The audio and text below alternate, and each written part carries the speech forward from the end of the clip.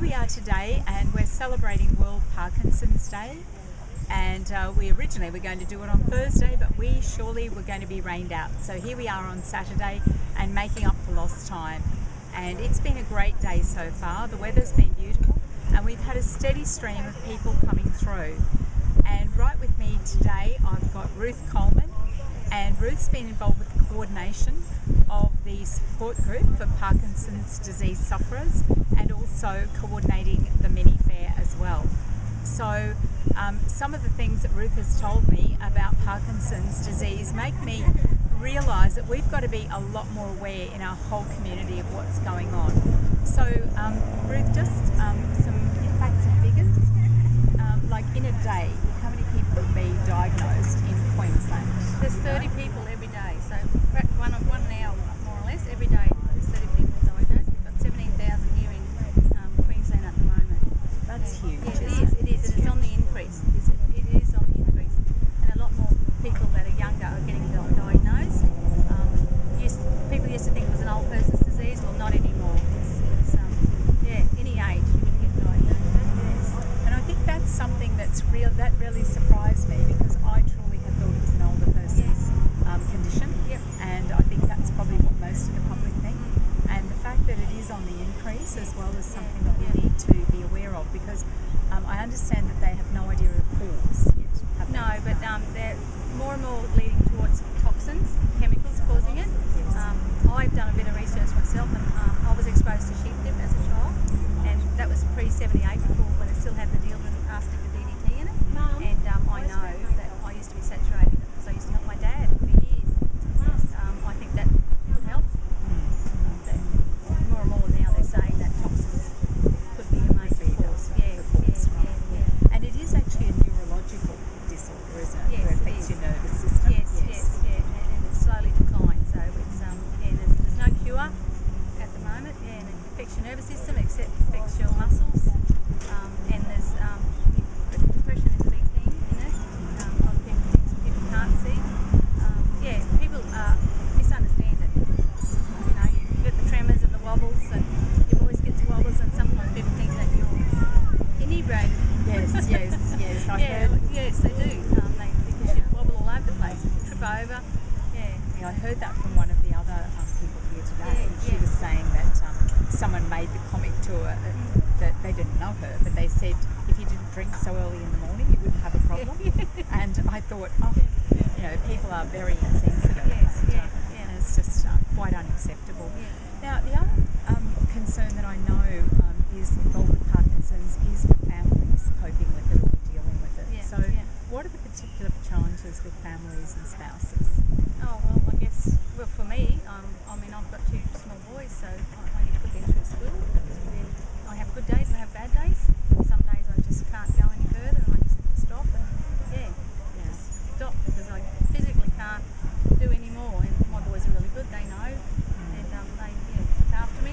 Yes. My husband, I guess they have a different role to play. I very understand. Well, I met your boys today and helping out here, and it's been great to see them be so involved, and you should be very proud of them actually, because they're excellent kids.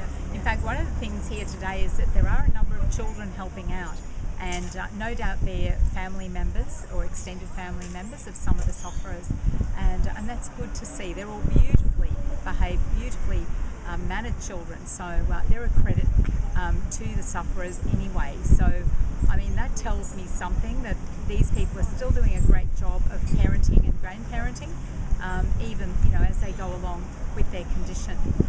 Now, the other thing I was going to mention, Ruth, is, and you can mention this on video in more detail, but that new operation, the DMS, that some of the people have had. Yeah, the DBS. Oh, DBS, right? I'm getting confused with the TMS. Yes. Yeah, the DBS one. Can you just explain a little bit about that? Well, it's Professor Silburn in Brisbane is one of the people that do it. They actually put probes in your head, 2 probes up in your brain. It goes about 4 inches into your head, and they have little electrodes, and you have a wire that comes down to a little battery. So you got a little remote control that you turn it up or turn it down. So they're regulated, and that will actually help, sort of stops the Parkinson's in its to whatever stage you're at. So they're looking at now that asking us, we're probably better off getting it done sooner rather than later, because they want me to have it soon. They've recommended I have it. Yeah, but I still haven't got there. Not sure, but it's not a cure, but it just means that you can go off a little bit of the medication and your quality of life probably gets a little bit better. Yeah, but it's still a risk. It's a high risk operation. But it would, one thing it would help with is you mentioned going off the medication, so that would reduce the side effects, because I know with the medication there are significant side effects, and over a period of time it's better if that medication can be reduced. So I've met 2 people here today who've already had the operation, and they seem very happy with the outcome, and certainly one of them, her symptoms seem a lot better. So I don't know anything about the side effects of the operation, of course, but I'm also aware of another less aggressive treatment, and I'm not sure how well that's going, but I think it's transmagnetic stimulation, which doesn't involve actual aggressive operations, but I've heard people do well with that when they've had post-traumatic stress disorder. So who knows, I don't know whether that's something that people can look into as a stopgap measure or what difference that would make. But I think what we need to be aware of here today is that what these people need is dedicated nursing staff, nurses, who can be like a first line of response when these people are diagnosed, because to go home from your doctor with a diagnosis and just be in a sense all alone, even though you have your family, but you might have a really lovely family, but they're not necessarily going to have any answers for you, are they? No. And in fact, they may be in a state of shock. Yes, perhaps. along with yourself. Yes. Yeah. Well, that's true. Yeah. And I think so. That's where the support groups come in. But we're really lobbying to get Parkinson's nurses to be someone to be on floor. Hopefully, that'll happen in the near future. I think that's one of the things. And the support groups now that tell our funding. Yes. And that's critical, because one of the sufferers who's had the DBS operation actually said that ambulance officers don't even necessarily know what this gadget is that they wear like high up on their chest, and it's critical that they are not given certain treatments because that will interfere with the gadget, with themselves obviously and their brain. With So drastic consequences. yes. You are dealing with the brain. Yes.